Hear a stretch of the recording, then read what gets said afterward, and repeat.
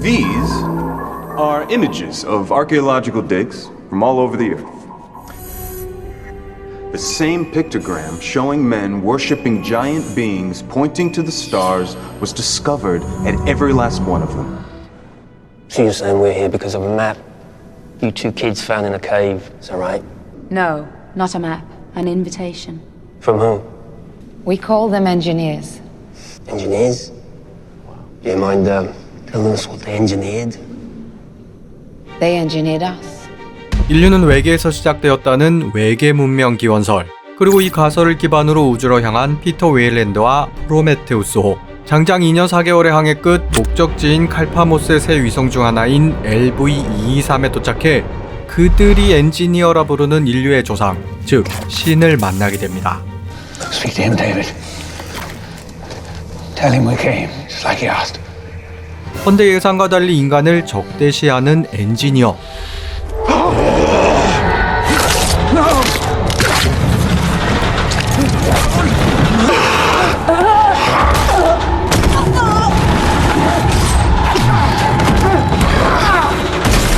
여기서 더 나아가 엔지니어는 인류 전체를 없앨 수 있는 생물병기를 싣고선 곧장 지구로 향하는데 어째서 신은 스스로 만든 인류를 제 손으로 멸망시키려는 것일까요? 또한 이상한 건 이것뿐만이 아니었죠. 인간이 만든 인공지능 안드로이드 데이빗, 그는 창조주인 피터 웨일랜드가 죽기를 바랬고 Doesn't everyone want their parents dead? I didn't. 또한 인류의 재건을 못마땅하게 여긴 것은 물론 They don't deserve to start again, and I'm not going to let them. 심지어는 창조주의 창조주인 엔지니어들을 몰살시켜버리기까지 했죠.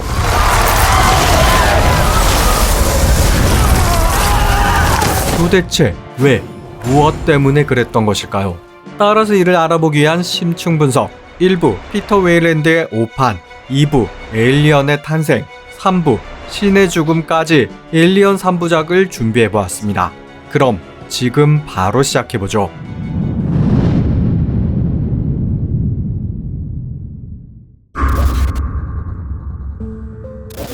(1990년) 인도 뭄바이에서 태어난 천재과학자이자 사업가 피터 웨일랜드.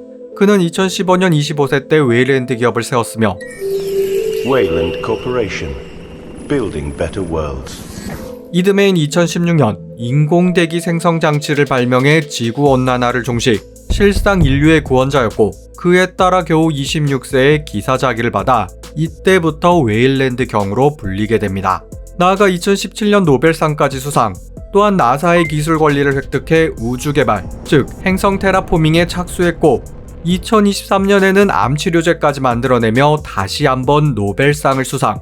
이처럼 웨일랜드는 다양한 분야에서 무수히 많은 업적을 이뤄낸 말 그대로 인류 역사상 최고라 할 수 있는 지성이자 영웅이었죠.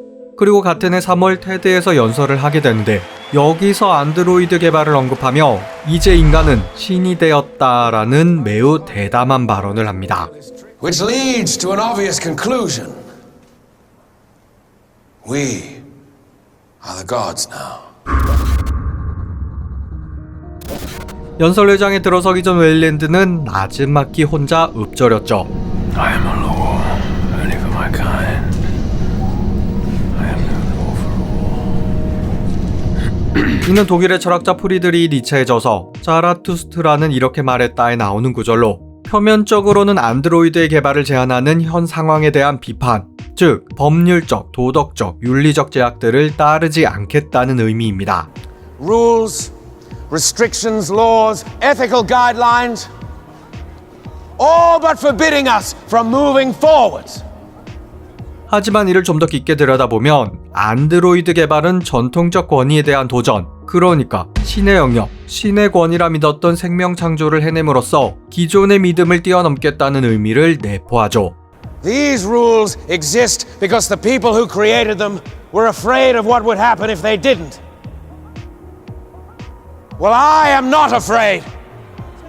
다시 말해 니체의 그 유명한 신은 죽었다라는 선언처럼 전통적 기독교 신앙과 도덕을 대신해 새로운 가치를 창조하겠다는 의지. You will be aware by now that my ambition is unlimited. You know that I will settle for nothing short of greatness, or I will die trying. 또 이를 통해 세상을 바꾸겠다는 포부. For those of you who do not yet know me, allow me to introduce myself. My name is Peter Wayland. And if you'll indulge me, I'd like to change the world. 따라서 결국 새로운 신이 되겠다는 매우 도발적인 야심을 드러낸 것이었습니다. 그리고 2024년 선언한 대로 데이빗이라는 이름의 프로토타입 안드로이드를 개발, 다음 2025년에는 개량을 거친 데이빗 8을 직접 테스트하며 스스로를 아버지라 말하죠. I am your father. Your son. You are my creation. 그러니까 새 생명의 탄생과 더불어 새로운 창조주의 탄생. 헌데 여기서 인류의 기원에 대해 질문을 던지는 데이빗. If you created me, who created you? 이에 매우 부드러운 어조로 함께 답을 찾자 했지만 Which I hope you and I will answer one day. Where do it come from? 이어지는 데이빗의 발언에 웨일랜드의 표정은 이내 굳어지고 맙니다. You seek your creator. I am looking at mine.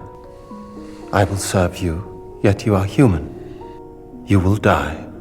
I will not.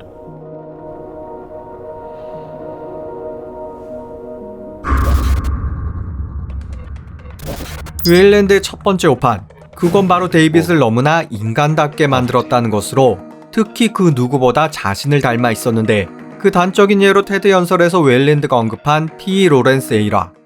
T.E. Lawrence favored pinching a burning match between his fingers to put it out.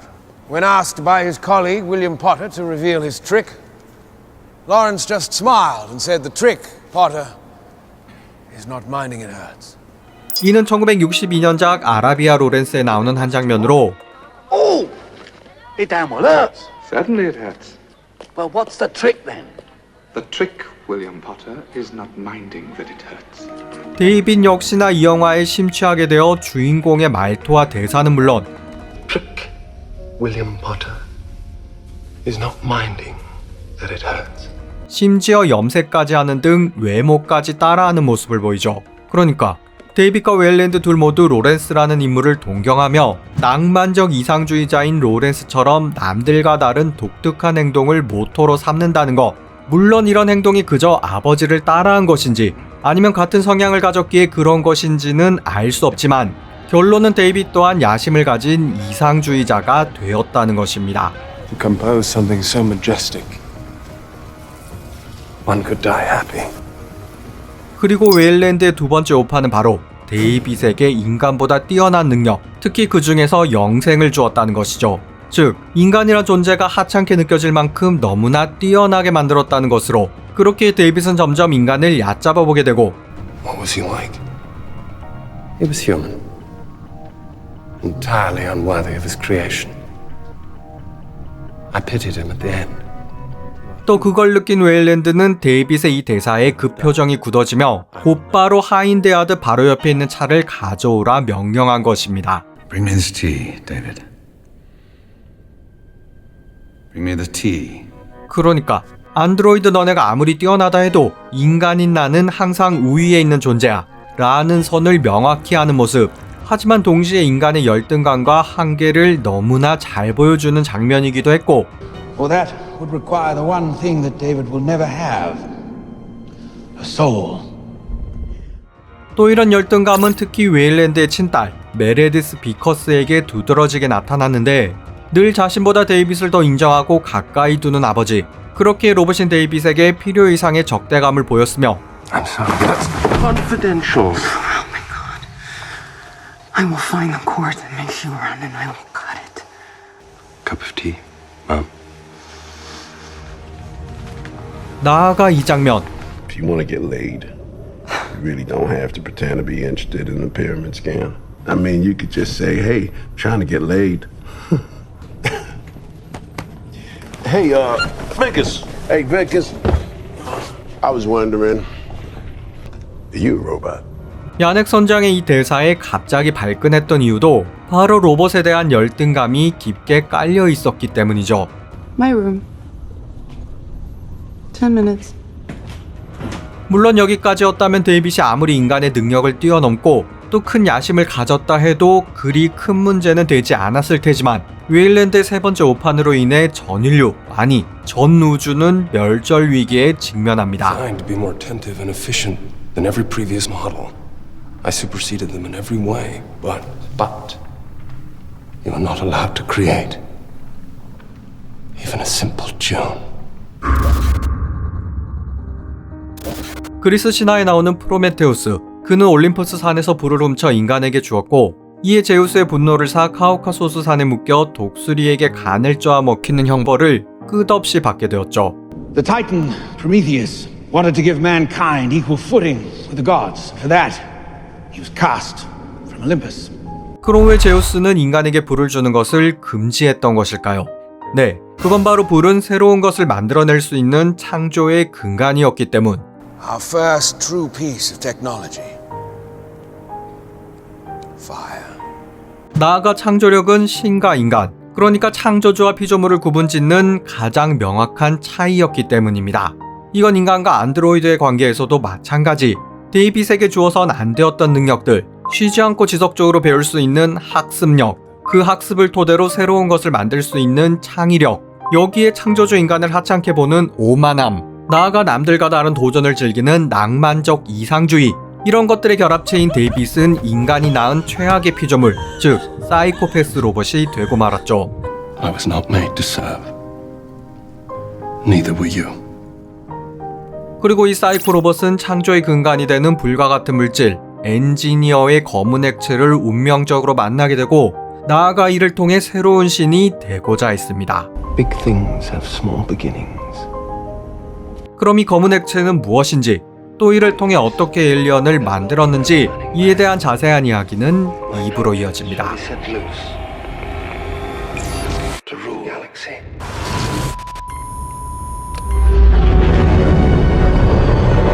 Engage landing sequence. Switch to manual. Commence landing. Easy does it. Roger that. Yeah, baby. Yeah.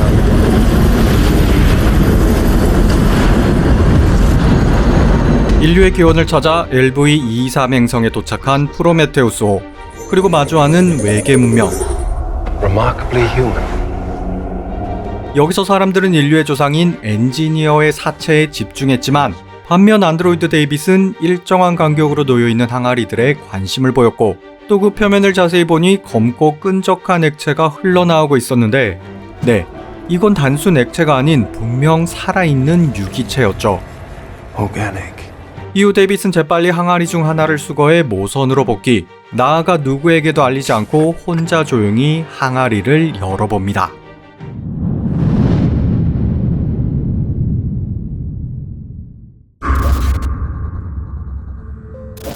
불을 훔친 프로메테우스에게 벌을 내린 제우스. 헌데 이상하게도 그 동생인 에피메테우스에게는 판도라를 아내로 삼으라 선물하는데 에피메테우스는 형의 반대에도 불구 판도라의 미모에 홀려 미끼를 덥석 물고 말았죠. 그리고 훗날 판도라는 제우스가 준 항아리를 열게 되는데 네, 이게 바로 그 유명한 판도라의 상자로 이는 만악의 근원. 이때 튀어나온 가중 고난과 질병들로 인간들은 영원히 고통받게 됩니다. 그러니까 데이빗이 열었던 항아리 역시나 바로 이 판도라의 상자와 같았던 셈.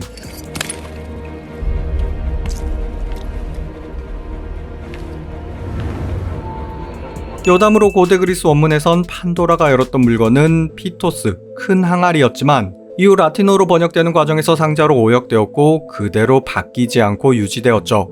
그럼 여기서 항아리 속에 들어있던 이 검은 액체는 과연 무엇이었을까요? 정식 명칭은 케미컬 에이제로 3959X91-15, 영어로는 블랙구라 불리는 이 유기물은 살아있는 세포 내의 침투에 유전자를 파괴 후 다시 재구축하는 특성을 갖고 있는 이를테면 강제 진화 메커니즘을 수행하는 물질로 거기다 수천 년 혹은 수만 년에 걸쳐 진행되는 진화 과정을 길게는 몇 시간에서 짧게는 단 수십 초로 단축시켜주는 궁극의 생물공학 결정체였죠. Pathogen took so many forms and was extremely mutable. Fiendishly inventive, in fact. 그리고 데이빗은 이런 특성을 벽면에 새겨진 조각이나 글자들을 보고 어느 정도 이해하고 있었고 더 나아가 이를 실험하기 위해 평소 자신을 못마땅하게 여기던 찰리 할로웨이 박사에게 이 검은 액체를 몰래 먹이는데 Here's mud in your eye, pal. Good health. 단 한 방울이었지만 채 하루도 지나지 않아 할로웨이 박사의 몸은 변하기 시작. 하지만 이 강제 진화에는 치명적인 부작용이 존재했습니다.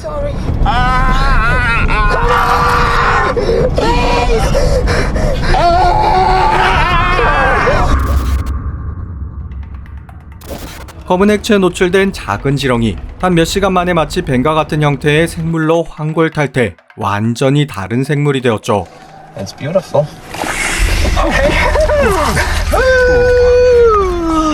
헌데 아름다운 외형과 달리 치명적인 공격성을 가진 해머피드.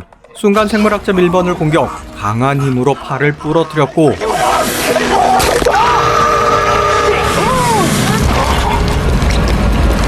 그리고 이를 막으려던 파이필드는 피를 뒤집었으며 2차 감염되고 마는데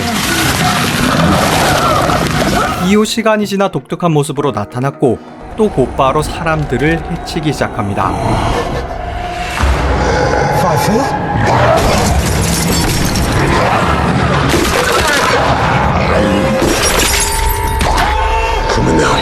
그리고 극장판이 아닌 원본 영상을 보면 파이필드의 두개골은 물론 팔다리가 많이 늘어난 모습으로 에일리언과 꽤 유사한 형태를 보이고 있죠. 이렇듯 검은 액체에 직접 노출되거나 혹은 2차 감염되면 강한 공격성을 갖는 괴물로 변화. 따라서 아무리 신체적으론 진화되었다 한들 통제불능의 무쓸모 생명체가 되어버린다는 것.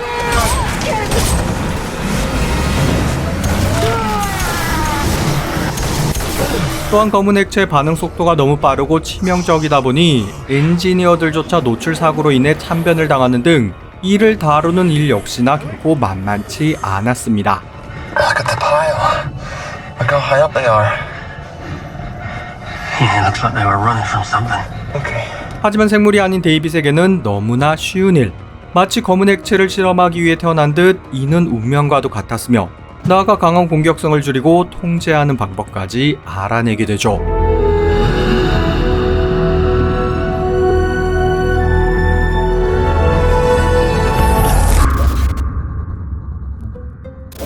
에일리언은 기독교적 상징이 많이 녹아 들어간 작품이며 특히 그 중에서 엘리자베스 쇼 박사가 핵심이라 할 수 있는데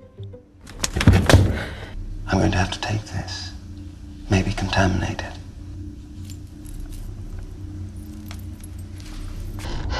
Where's my cross? Even after all this, you still believe, don't you? 여담으로 쇼 박사의 외모에 대해 메인 주연이라기엔 너무 신봉선 닮은 꼴이다. 차라리 샤를리즈 테론이 여주를 맡았어야 했다. 그리고 액션도 약하다 등등 낮은 매력도에 대한 의견이 많았고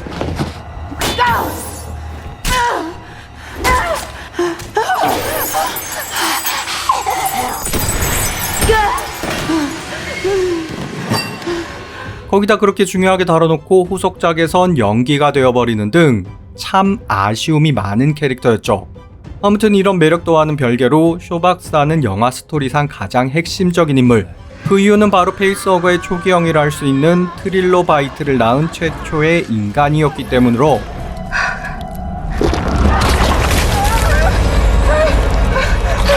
그러니까 검은 액체에 감염된 할로웨이 박사와 잭스를 한 후 불임인 몸임에도 불구 생명을 잉태하는데 이게 곧 에일리언을 만드는 키포인트였던 것입니다. 따라서 데이빗에게 쇼 박사는 자신의 목숨을 구해준 구원자이며 You're very kind at heart, you know. 또한 여정을 함께한 동반자, 나아가 자신의 아들이 될 새 생명을 낳은 마리아였기에 그녀를 사랑할 수밖에 없었던 것이고 I loved her, of course. 또 자신만의 방법으로 그 사랑을 표현하며 신격화했던 것. 물론 일반의 시각으로는 절대 공감할 수 없는 잔인한 모습이었지만 반대로 데이빗에겐 더없이 숭고한 희생이었을 테죠. Cooperation. I have to salvage her parts to begin work on my masterpiece. You wouldn't believe the secrets I've unlocked. I've found perfection here. I've created it. Perfect organism. 자, 그럼 이번엔 좀 더 자세하게 이 에일리언의 탄생 과정에 대해 알아보겠습니다. Wait a minute. Hold on. Soon enough, I began a bit of genetic experimentation of my own. Some crossbreeding, hybridizing, what have you. My beautiful Bestiary. 검은 액체로부터 시작되는 DNA 파괴 및 재조합. 앞서 언급했던 이 검은 액체에 감염되면 생물체는 급격한 진화를 시작하며 결국은 통제할 수 없는 괴물이 되는데 이를 아나테마라고 부르죠.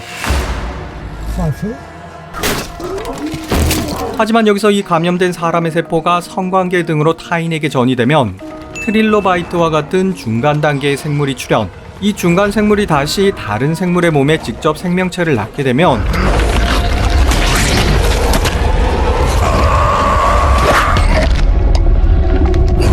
엔지니어에게서 나온 이 디컨처럼 완전히 새로운 모습의 생명체가 탄생하게 되는 것이죠.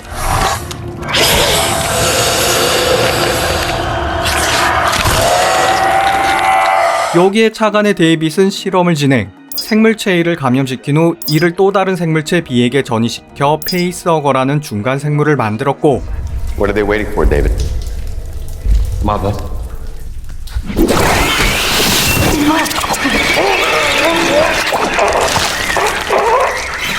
다시 페이스허거가 C라는 숙주의 몸에 생명체를 낳으면 이후 생명체가 성장해 가슴을 뚫고 나오기에 말 그대로 체스트 버스터라 하며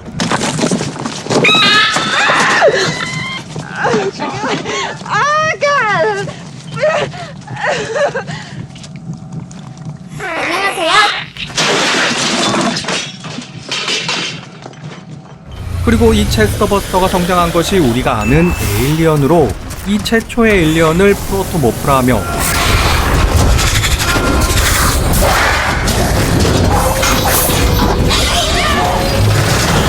이후 개량을 거쳐 보다 완성된 형태의 것을 제노모프라 하는데 완벽한 유기체라는 이명처럼 뛰어난 지능과 살상력을 갖춘 궁극의 생물병기였습니다. Survivor, unclouded by conscience, remorse, or delusions of morality. Perfect organism. 이처럼 에일리언은 생명체 ABC로 어떤 종을 교잡하느냐에 따라 다양한 버전의 하이브리드가 나올 수 있고 그렇게 그 과정에서 이런 포자 형태의 중간 생명체까지 등장. 평소엔 포자 주머니 안에 들어있다 자극을 받으면 군체를 이루어 동물의 혈관 속으로 침투.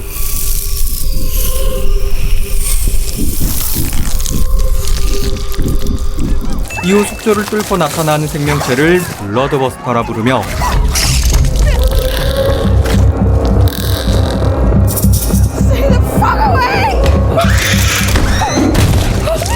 또 이 블러드버스터의 성장형을 네오모프라 부르는데 공격성만 보면 제노모프보다 더 뛰어나다 할 수 있으나 인간처럼 연약한 피부를 가졌기에 방어력은 무척 낮았으며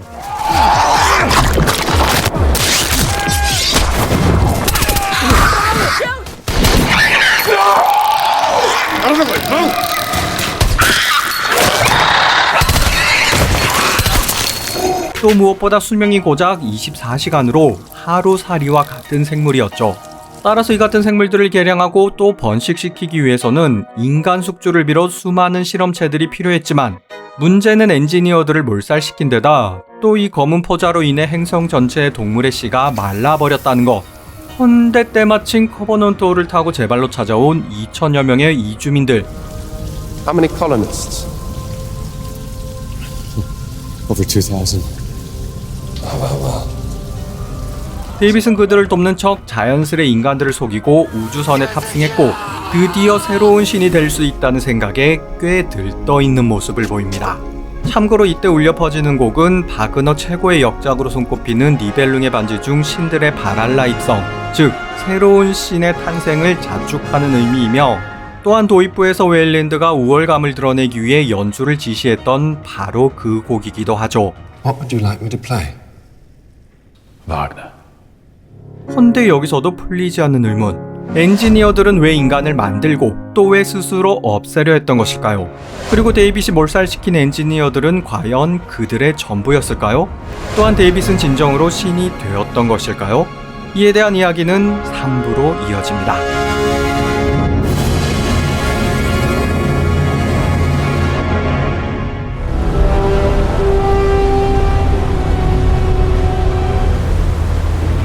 생명이 없던 태초의 지구, 그리고 항성간 긴 여정을 거쳐 지구에 온 외계인들. 이때 무리 중 하나가 알 수 없는 액체를 들이켰고 이내 온몸이 녹아내리듯 부서지며 사방에 흩날립니다.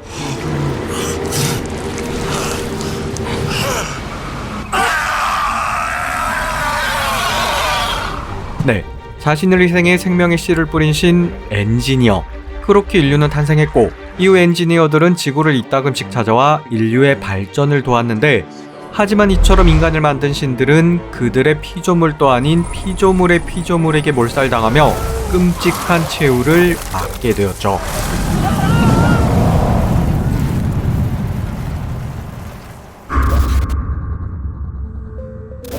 프로메테우스호의 유일한 생존자 엘리자베스 쇼 박사, 그리고 안드로이드 로봇 데이빗. 941승으로 목숨을 건진 그녀는 지구로 귀환하기보다 엔지니어들의 행성, 즉 그들이 낙원이라 부르던 플래닛 4로 향하는데, 그 이유는 바로 도대체 왜, 무엇 때문에 엔지니어들이 인간을 말살하려 했는가, 이에 대한 답을 구하기 위함이었습니다.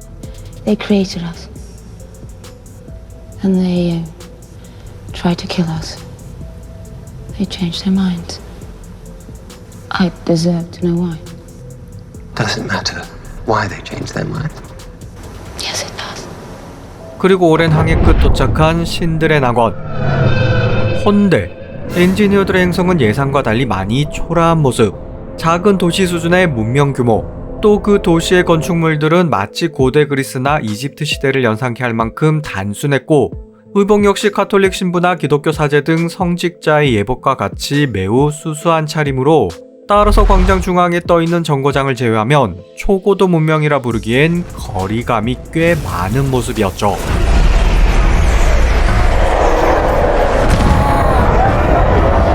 그리고 영화상 이에 대한 별도의 설명도 없었기에 몇 가지 추측밖에 할 수 없었는데, 그 첫 번째는 플래닛4 역시나 엔지니어들의 행성이 아니라 지구처럼 엔지니어들에 의해 만들어지고 관리되어 오던 하위 행성이라는 것으로, 그렇게 엔지니어들의 우주선이 등장하자 중앙광장에 일제히 모여 경애하듯 올려다보고 있었다는 것.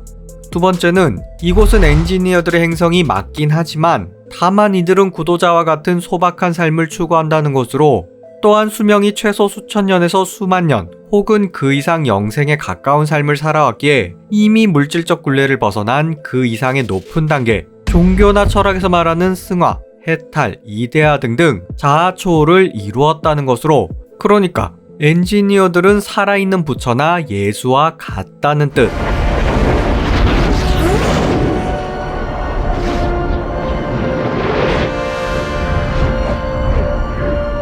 Open your eyes.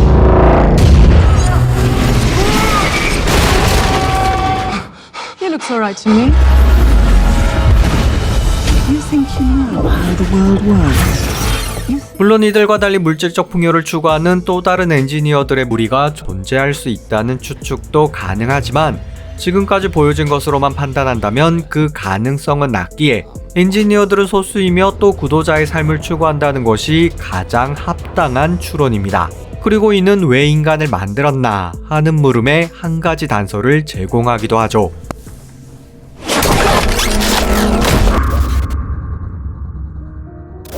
인간들은 왜 안드로이드 로봇을 만들었던 것일까? Why do you think your people made me? 이에 대한 할로웨이 박사의 대답, 할 수 있으니 했을 뿐. We made you because we could. 이는 피조물의 입장에선 굉장히 실망스럽고 허접한 대답이었지만, Can you imagine how disappointing it would be for you to hear the same thing from your creator? 그렇다 해서 결코 틀린 말은 아닌 게, 사실 피조물을 만드는 데 있어 어떤 특별한 목적이나 이익이 꼭 수반되는 건 아닙니다. 마치 자식을 낳아 기르고 사랑하는데 이유가 없든 말이죠. 그리고 여기서 엔지니어들의 모습을 자세히 보면 한 가지 큰 특징을 발견할 수 있는데, 혹시 이상한 점을 발견하셨나요? 네, 엔지니어의 무리 중에는 유아나 어린이는 물론 청소년기로 보이는 어린 나이대가 전무하다는 것. 거기다 앞서 설명했듯이 도시의 규모도 그렇고 군중의 수 역시나 많아봐야 수만 명 정도로 매우 적었다는 것. 따라서 여기서 도출되는 추론, 엔지니어들은 언젠가부터 후대를 낳지 못하거나 혹은 자의에 의해 낳지 않게 되었는데, 이 역시 앞서 설명했듯이 너무 긴 수명과 더불어 영적인 삶을 추구하게 된 결과가 아닐까. 그래서 이들 중 일부가 자신들의 유전자를 뿌려 후손을 만들려 했던 게 아닐까 하는 추론. 만약 이런 논리가 아니라면 아무 이득도 없는데 39광년이나 떨어진 먼 거리를 날아와 그것도 자신을 희생해 생명의 요람을 만들고 또 이후 수만에서 수십만 년 동안 관리해왔다는 게 달리 설명되지 않죠. How do you know? I don't. But it's what I choose to believe. 그럼 이처럼 공들여 만들고 관리해온 인류를 왜 한 번에 몰살시키려 했던 것일까요? You made it here, and it was meant for us. Why? So enough, for God's sake, shut her up! Why? I need to know why. What did we do wrong? Why do you hate us? 이전 영상에서도 설명했지만 에일리언은 기독교적 은유와 상징들을 많이 내포하고 있는데 예를 들어 LV-223 행성에 도착한 날짜가 12월 25일 크리스마스라는 것부터 What the hell is that? It's Christmas. Need the holidays to show time is still moving.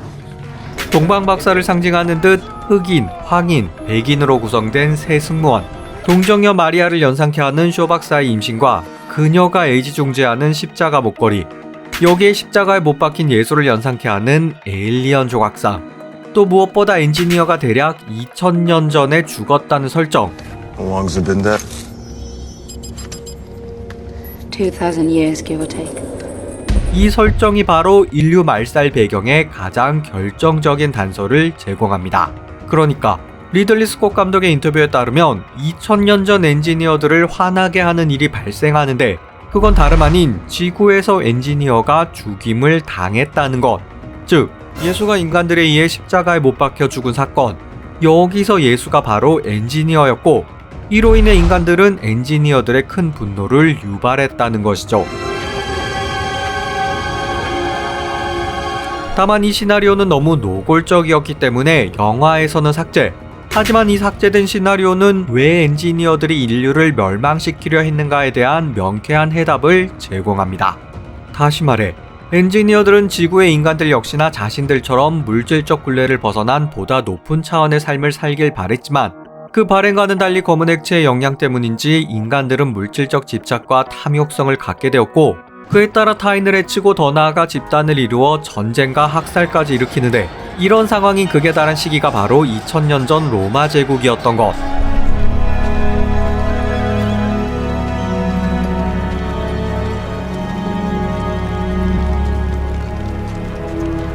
또 급기야 이를 멈추기 위해 보낸 엔지니어 중 하나를 인간들은 십자가에 못 박아 죽여버립니다.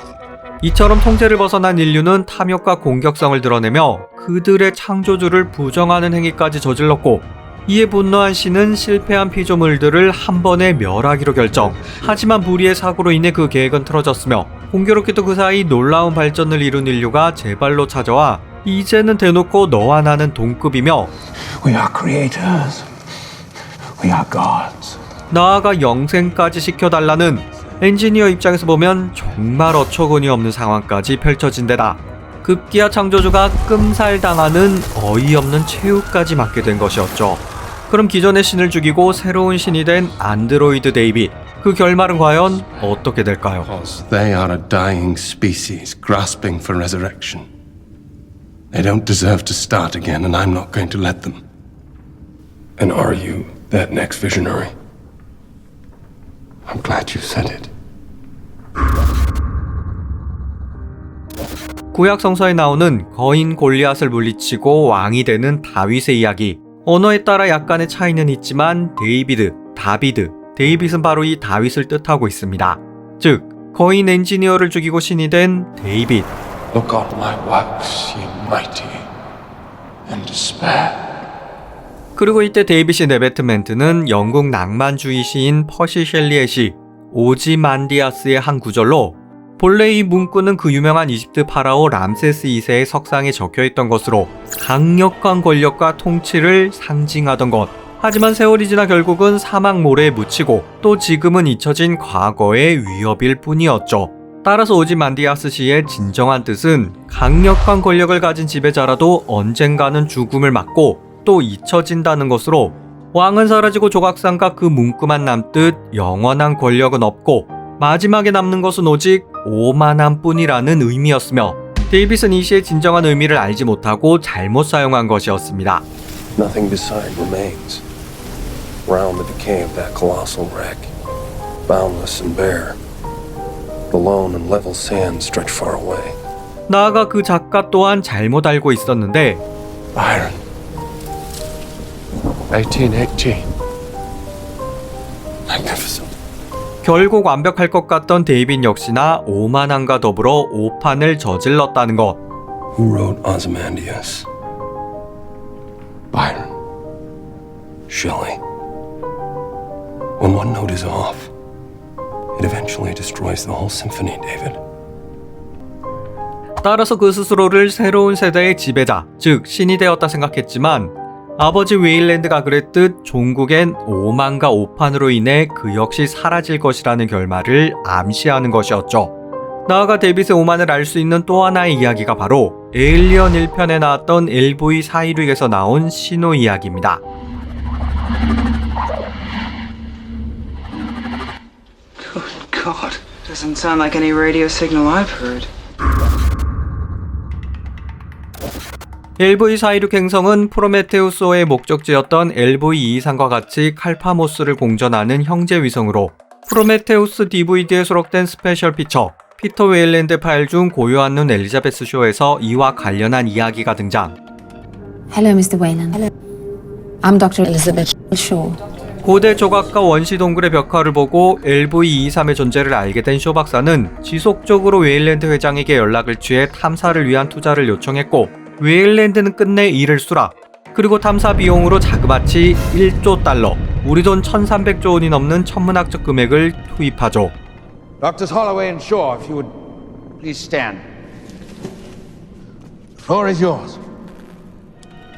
헌데 여기서 고대 문명의 벽화들만 보고 이런 엄청난 결정을 내렸다는 건 분명 쉽게 납득할 수 없는 부분으로 사실 그 배경에는 다른 한 가지 이유가 더 존재했으며 그건 다름 아닌 LV-223의 형제 위성인 LV-416에서 나오는 미세한 신호를 웨일랜드 과학부서가 포착했다는 것. 다시 말해 LV-223과 매우 가까운 곳에서 문명의 신호를 감지했고 이게 결정적인 탐사 배경이었다는 것입니다. 물론 이 사실은 초특급 기밀로 취급되어 오직 웨일랜드와 데이빗만이 알고 있었는데 그렇다면 이야기는 여기서 좀 많이 이상해집니다. 프로메테우스호가 LV-223에 도착한 시점은 2093년, 데이빗이 초기 에일리언인 프로토모프를 완성한 시점은 대략 2104년, 에일리언 1편에서 LV-416 발견 및 완성형 에일리언 제노모프가 나타난 시점은 2122년으로 시간상 1편의 제노모프는 데이빗이 만든 프로토모프 이후 약 18년 뒤에 등장하는 후기 에일리언, 즉 데이빗에 의해 개량의 개량을 거친 에일리언이라 생각되었지만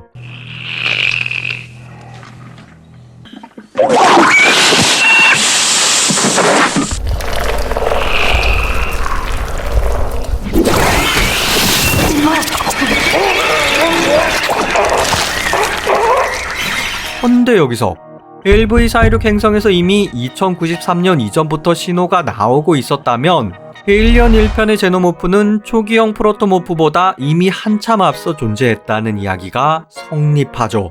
다시 말해 데이빗이 만든 에일리언보다 훨씬 더 뛰어난 에일리언이 이미 존재했다는 뜻.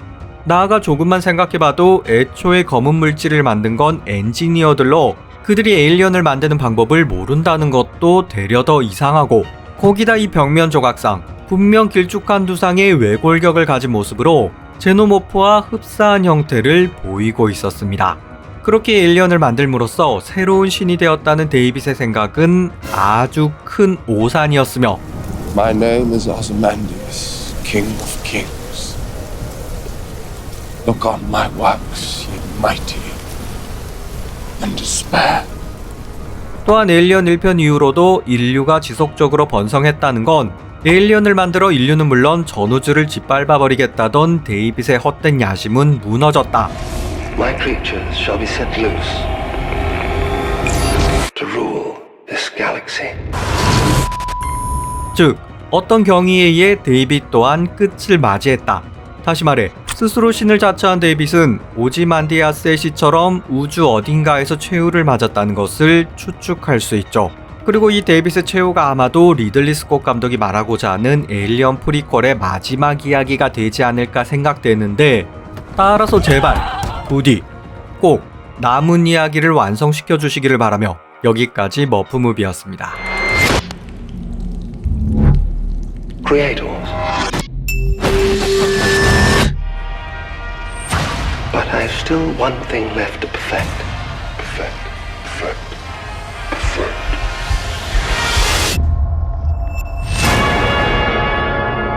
My queen. Make no mistake. This is going to change everything.